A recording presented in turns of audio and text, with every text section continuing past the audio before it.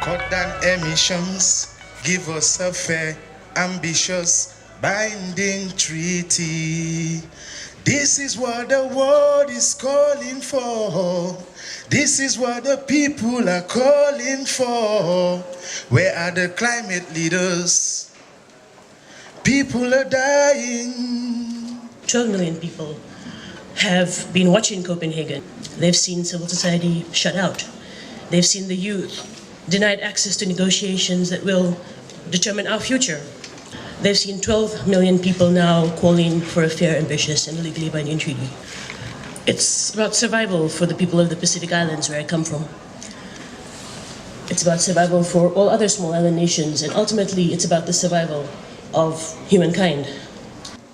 The world is getting hotter. Mother Earth is crying, calling for your helps. Do it for the future, do it for the children. Climate justice is what we want. We're asking an awful lot of power of the most powerful and rich nations and companies on Earth.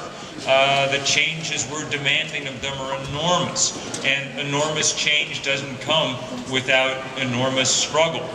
The difference is that that struggle is finally underway.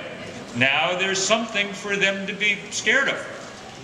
And for the nations that want to take action, to take courage from. We released a press statement about an hour ago with the latest tally.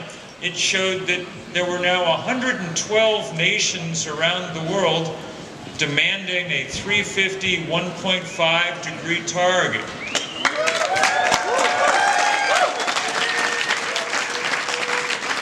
There were only 46 nations left holding to the notion that it would be a good idea to increase the temperature of the Earth 2 degrees.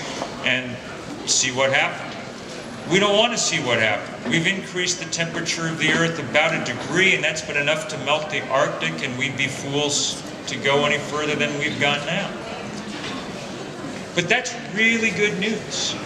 That even this late in the negotiation, even with the unbelievable pressure being brought to bear on small and poor and vulnerable nations, that they're still up there doing what they can. They won't be able to prevail. Those are the 112 poorest nations on Earth.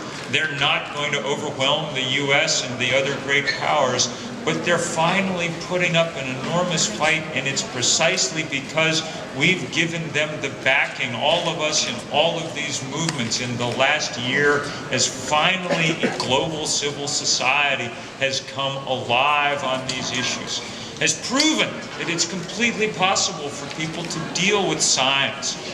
They don't need movie stars or rock stars or anything else. They can coalesce around difficult science. And they can coalesce around what now is the undeniable reality of this planet. Power does not surrender power easily. Privilege does not give up privilege easily. It takes the power of people united to do it. That's what we have in this room today. Increasingly, that's what we have around this planet. Thanks to you all. Onward we go. Thank you.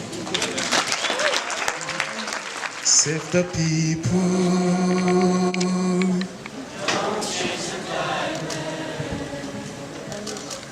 Save the children. Don't change the climate. Thank you very much.